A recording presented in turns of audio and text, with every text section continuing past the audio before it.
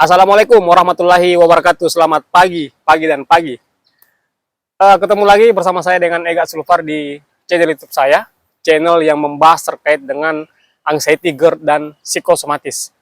Eh, Channel yang lebih banyak sharing pengalaman terkait dengan apa yang pernah saya derita. Kurang lebih 8 tahun itu terkena anxiety, kemana-mana serba takut, kemana-mana serba berpikir dulu, eh, baru bisa bertindak seperti itu.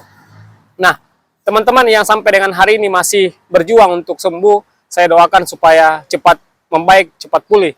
Ayo teman-teman bangkit, teman-teman lawan, dan teman-teman berusaha mengembalikan kepercayaan diri teman-teman seperti sedia kala. Dulu waktu teman-teman masih merasa tidak takut kemana-mana, tidak takut penyakit, itu teman-teman gas saja kemanapun teman-teman mau pergi seperti itu. Tapi setelah terkena anxiety, teman-teman itu lebih banyak berdiam diri, lebih banyak memikirkan hal-hal yang negatif, lebih banyak mensugesti diri bahwa terkena penyakit berat seperti itu. Jadi untuk itu teman-teman yang sampai dengan hari ini masih berjuang, harus semangat dan terus lebih baik. Hari ini saya akan mencoba sharing kepada teman-teman pengalaman saya dulu waktu terkena itu anxiety, bagaimana perasaan tenang ketika serangan panik atau cemas datang gitu. Jadi ketika serangan cemas ataupun serangan panik datang, itu teman-teman harus tetap tenang. Tetap tenang. Memang pemikiran teman-teman itu, pikiran kita itu selalu mengarah ke M dan pingsan seperti itu.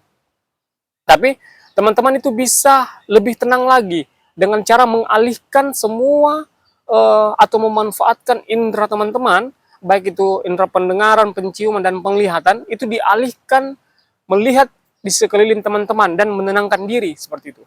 Bahasa menenangkan itu memang kan agak mudah diucapkan ketika orang bilang tenang, tenang, tenang. Tetapi ketika kita melakukannya itu selalu, pikiran kita selalu mengarah pada hal-hal yang tidak bagus seperti itu. Hal-hal yang mengarah ke negatif. Nah, yang saya mau sampaikan kepada teman-teman itu bahwa bagaimana kita bersikap tenang ketika serangan cemas itu datang ataupun serangan panik itu datang seperti itu.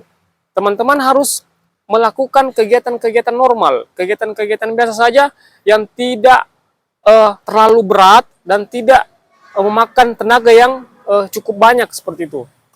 Teman-teman bisa berjalan, teman-teman bisa bercerita kepada teman-teman, orang di sekeliling teman-teman, ataukah teman-teman bisa berdiam sejenak 5-10 menit untuk menenangkan semuanya pikiran-pikiran teman-teman yang agak kacau, tetapi yakin saja bahwa ketika serangan cemas ataupun anxiety itu datang, itu hanya sifatnya sementara. Jadi teman-teman tetap tenang saja, karena kemarin-kemarin juga teman-teman melakukan terkena serangan cemas, itu teman-teman biasa saja dan tidak terjadi apa-apa kan. Nah, itu yang selalu berulang-berulang yang teman-teman lakukan, sehingga ketika serangan cemas datang, anxiety datang, ataupun serangan panik datang, itu teman-teman sudah terbiasa, sudah bisa melakukan penangkalan seperti itu. Jadi tidak ada lagi teman-teman yang harus risaukan seperti itu. Karena teman-teman sudah terbiasa waktu kemarin-kemarin terkena serangan cemas dan serangan panik itu. Nah, ketika pikiran teman-teman itu jauh lebih tenang, barulah teman-teman untuk keluar kembali melakukan aktivitas ataupun melanjutkan kegiatan teman-teman untuk kembali beraktivitas seperti itu. Nah, yang saya rasakan dulu kemarin itu ketika 5-6 tahun yang lalu, saya berusaha untuk menenangkan diri ketika serangan cemas saya datang ataupun serangan panik. Saya itu menenangkan diri 5-10 menit, baru saya keluar. Setelah itu saya melakukan kembali aktivitas saya, seperti itu. Nah, dan itu terbukti sangat efektif. Saya selalu memikirkan bahwa kemarin juga tidak terjadi apa-apa. Beberapa hari juga tidak terjadi apa-apa. Bahkan lebih parah lagi dari ini, serangan paniknya itu jauh lebih tidak apa-apa seperti itu. Jadi saya memang mensugesti diri saya untuk bisa sembuh, untuk bisa berdamai dengan anxiety ini. Karena saya menganggap ketika anxiety itu nyolek-nyolek kepada saya menganggap bahwa itu adalah tamu yang sebentar akan pergi seperti itu. Ya, layaknya tamu kan pasti cuma bertamu kemudian akan pergi seperti itu. Jadi teman-teman penderita GERD, anxiety dan psikosomatis yang sampai dengan hari ini masih sulit untuk menenangkan diri ketika serangan cemas dan serangan panik datang, itu teman-teman abaikan saja. Itu teman-teman cukup berdiam diri 5-10 menit berdiam diri. Baik itu di tengah keramaian, kalau di tengah keramaian teman-teman yang lagi berdiri dan merasa bahwa saya terbelenggu, terpenjara dengan orang-orang yang banyak itu, teman-teman berhenti, lalu duduk, cari tempat duduk, kemudian elus-elus dadanya dan tenangkan diri. Itu tidak akan terjadi apa-apa. Seperti itu. Nah, memang kalau orang anxiety, orang penyakit cemas itu, sensasinya memang seperti terkena penyakit berat dan sangat berat. Padahal ketika sudah diperiksa, sudah dilakukan medical check up, itu semuanya normal. Itu saja yang teman-teman jadikan patokan. Kalau teman-teman itu jadikan patokan bahwa kondisi tubuh saya baik-baik saja, kondisi kesehatan mental saya baik-baik saja, maka saya tidak usah memikirkan hal-hal yang terlalu jauh. Seperti itu. Nah, itulah pentingnya orang-orang anxiety bisa menenangkan diri. Tenang dan tetap percaya bahwa anxiety itu adalah penyakit yang sifatnya sementara dan semua orang punya anxiety.